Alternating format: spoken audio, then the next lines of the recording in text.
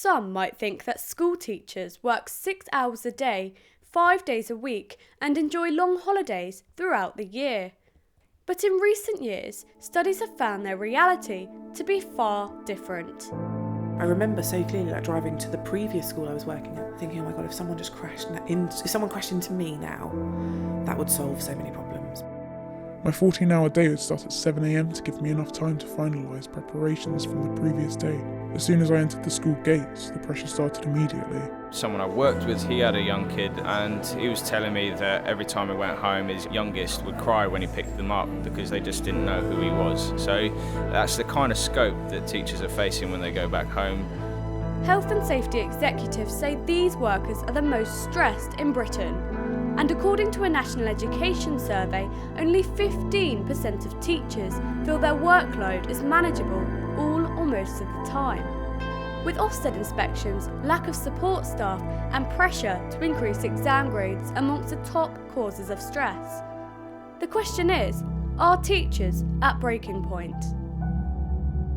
I know quite a lot of teachers who have struggled with mental illness, largely as a result of being in the classroom and being in education. 76% of teachers have experienced psychological or physical symptoms due to their work. That's according to the 2018 Teacher Wellbeing Index. This is something that Madeleine Hyland, a former teacher from Buckinghamshire, is all too familiar with. She quit the classroom after the pressures of teaching caused her to suffer a mental breakdown. She says, for her, anxiety and teaching went hand in hand. I used to fear going into work, into school so much that I would have done pretty much anything not to have to face it. I remember so clearly driving to the previous school I was working at, thinking, oh my God, if someone just crashed into me now, that would solve so many problems because I wouldn't have to face anything. And there was nothing to face. Everything was fine. To everyone else, I was just terrified of doing a bad job. But as it got worse, I do remember, I never did it, but I remember thinking I could just swerve now, or there's a lorry.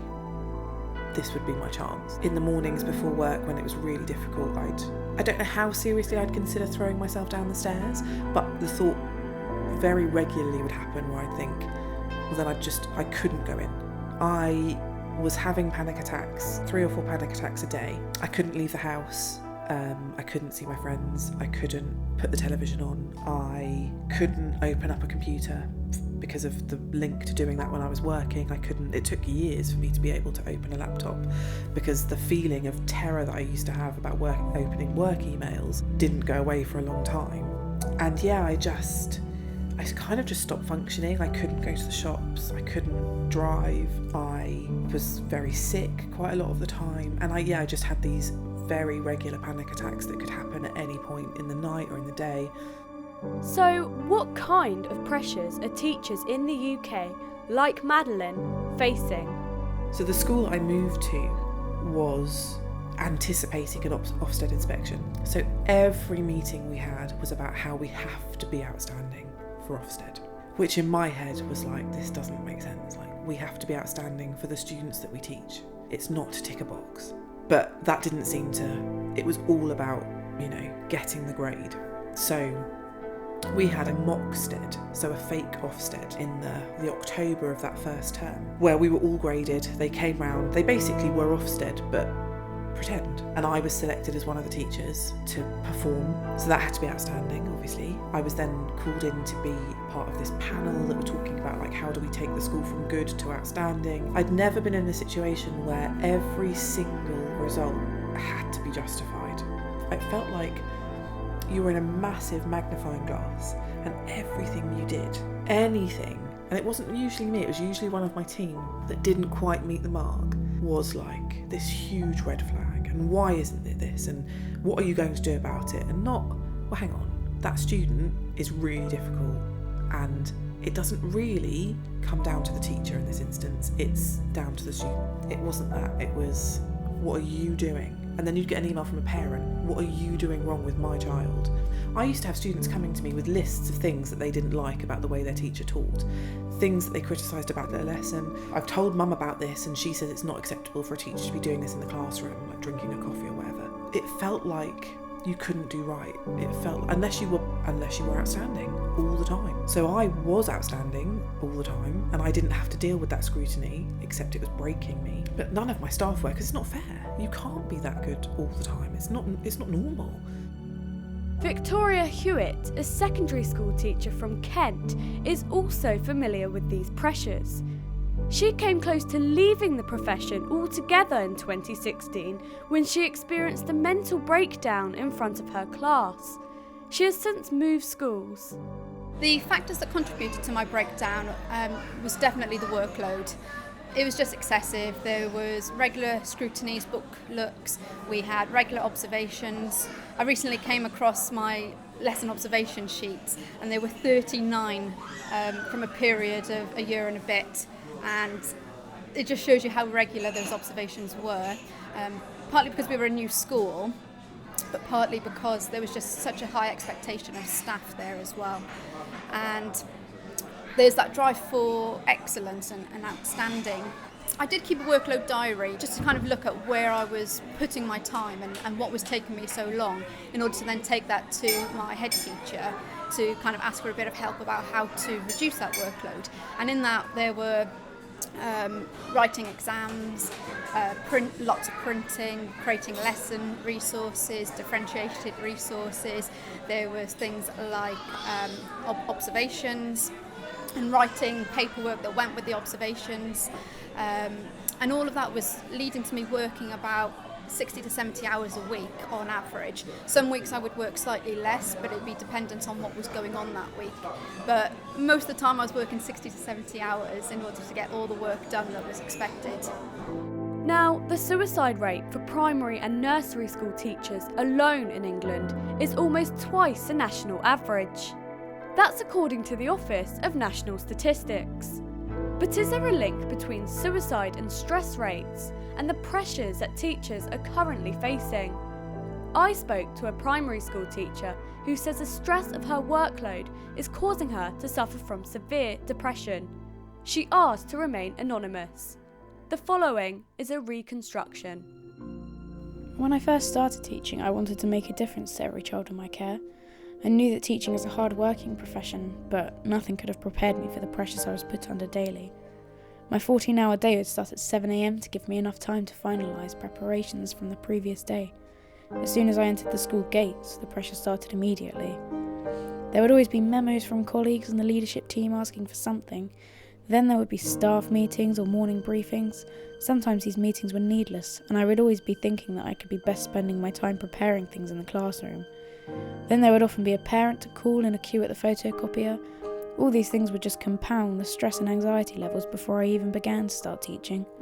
Daily assessments, weekly assessments, half-termly assessments, end-of-term assessments and end-of-year assessments would become a time-consuming process. Daily, weekly and termly targets and 2 sets of school reports to write every year. These would take an average of 3 hours per child.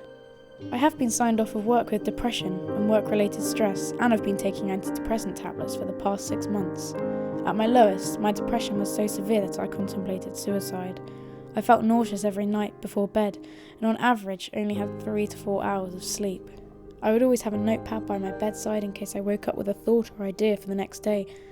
This meant I was waking up constantly throughout the night. I thought about taking my own life because I thought that I was a failure. I was full of negativity and detached myself from my family because I was almost void of mental stability.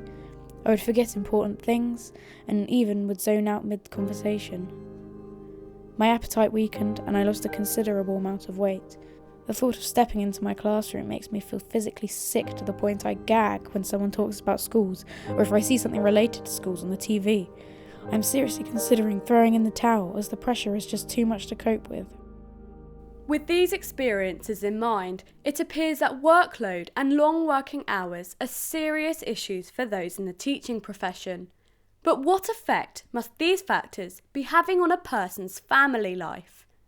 A survey by the National Education Union found that 81% of teachers have considered quitting the profession in the last year due to increasing pressure and heavy workload, with 40% saying they spend over 21 hours a week outside of the classroom, working evenings and weekends. That's almost 40% more hours than the average full-time worker. Phil Duncalfe, who is pictured on the official Get Into Teaching banner, left the profession last year with no job to go to. He said his biggest challenge with the job was finding the time to spend with his family. It's that continual pressure to be better that's happening in education, so you're constantly reviewed throughout the year. You've got performance management targets, you've got people that pop into your classroom, whether they're reviewing your lesson or not. It's just that there is a constant accountability. Sometimes you get feedback, sometimes they come into your lesson for 10 minutes and then leave it and you wouldn't know what they thought, and so some people struggle with that because they don't know if that was because of their teaching or because they were just showing a visitor around. So some schools are better than others. I had a previous school I worked at, they would actually give you a little feedback sheet every time they popped into your lesson. Again, sometimes that was helpful, sometimes it felt like you're being critiqued again. So with that pressure, you go home and I would have to work after dinner. During the week, oftentimes evenings were like not for family. They'd be having to mark books, having to plan lessons. There was one particular week where I had a church event, I had a parents' evening, I had marking, and I had some health visits for my daughter, all in the same week. And I think I managed to talk to my wife for about half an hour in total through that week, and we got to the Saturday where we had some time together, and I hadn't been able to catch up on what health visits were about, what was going on with my daughter at the time. So it's a fairly substantial impact on my family. So my daughter has been diagnosed now with a rare syndrome called Rett syndrome, and leading up to that diagnosis there were multiple visits to hospitals. We were quite near the hospital we needed to go to, and the appointment would have been quite quick, probably about an hour or two, so I asked for a couple periods off and I was able to work the rest of the day, so just be 2 periods out.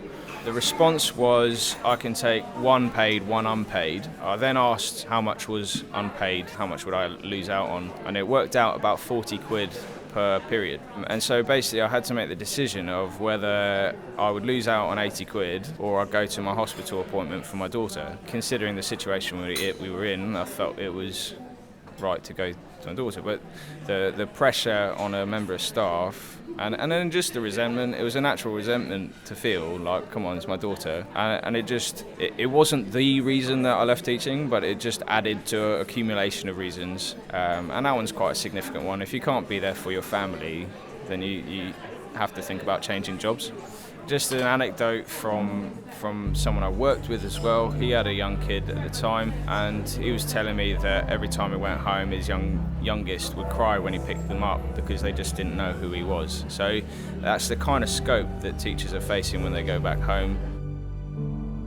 Teaching staff absence costs us an average of over £310,000 per school per year. That's according to Teach Well Alliance, a company that partners with schools to help reduce workload. Steve Waters, an ex-teacher from Manchester, is the founder. He believes reducing workload will in turn reduce teacher absence and will ultimately have a positive impact on students. We are asking teachers to support the mental health and wellbeing of pupils, but we're not paying very much attention to the same mental health and wellbeing of teachers. Schools as employers have a duty of care towards teachers, and there are some excellent schools that are performing that duty of care. There are other schools who don't really include that in health and safety. The individual teacher suffering from mental health and the stress of the job also deserves to have individual support. Schools are losing teachers, their retention rates are low, and vacancies are going unfilled. And when vacancies go unfilled, it means that pupils are being taught by teachers who are on supply or who are brought in to do a short-term job. And while some of them are excellent, the turnover is quite high, so pupils don't get a consistent person in front of them, and that has an impact on their attainment and on their behaviour and their well-being. If a teacher is burnt out and they're unable to come into school and they have to be covered by somebody, then the cost to a school is about £200 a day extra to bring somebody in to cover that class. And of course that is on top of the salary that they have to pay the teacher who is absent. And if that teacher has been teaching a substantial number of years, then it means that the school can be paying up to 6 months full pay. So the financial cost is huge. But there's also a personal cost in that high turnover of teachers because teachers are ill, and having a number of short-term appointments coming in to cover those classes, it can be destabilising, and the children can start to feel that they're not getting a good deal, and then that can lead to poor behaviour, and poor behaviour then can lead to poor results. So it has an all-encompassing effect on the school. And although it sounds obvious that you should look after your teachers to combat all of those factors, the evidence is that far too many schools are not doing that. So, will it continue to be an uphill battle for teachers, or is anything being done to reduce the stresses they're facing? Well, a spokesperson for Ofsted said, "We recognise the impact that excessive workload has on teachers and have been working with both the government and profession to reduce this as much as possible. Our new education inspection framework, which will take effect in September, is intended to support this. We're proposing that inspectors focus more on the curriculum and less on internal data. This will mean that teachers can focus on the things that made them join the profession in the first place, helping pupils learn a great curriculum through great teaching. For the first time, the framework will also look at how well leaders manage teachers' workload. Our inspectors will be checking the assessment is not used in a way that creates unnecessary burdens for staff or learners." I have also contacted the Department for Education for comment, but as of yet, I haven't received a response. So just how important is it that schools support their teachers and their mental well-being? Abigail Mann, the head of English at a school in London, thinks it's crucial. She's aiming to tackle stress and burnout amongst the staff and students at her school by avoiding unnecessary tasks, sending positive messages and reducing workload. I caught up with Abby to find out a bit more about the impact this is having. We have a wellbeing trophy that people are awarded each week, and it's passed on to somebody else who's been recognised for their approach to wellbeing or something that they've done that week that's impressed somebody else. I do wellbeing bags for my team, which are basically bags with lots of little treats and goodies in, and they get those quite regularly throughout the year. We also have an office which is full of photographs of all of our days out, and we have a wellbeing board as well, which is where everybody writes down things that have happened to them that they're really celebrating. It might be that students understood a skill in their lesson, or it might be that somebody gave them a hug that day. Whatever it is, it goes on the board, and then I take a photo of the board and send it around to everybody at the end of term. I focus on reducing their workload as teachers, and I just think that wellbeing and workload go hand in hand, and often it can seem quite tokenistic if you're giving your team some chocolate on a Friday, for example, but expecting them to stay late to do things that they shouldn't really be staying late to do. And as a result of everything that's going on here, we are now seen as the flagship department of the school. We get the best results every year.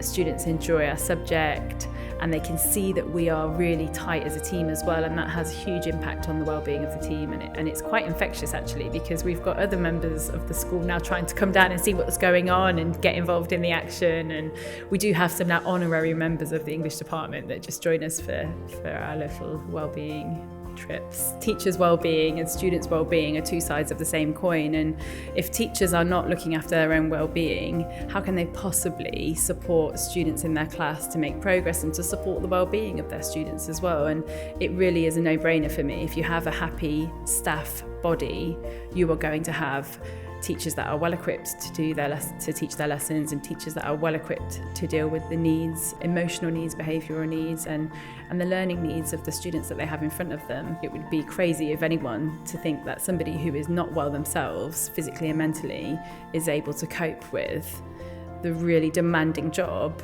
of dealing with many students who are probably facing similar issues.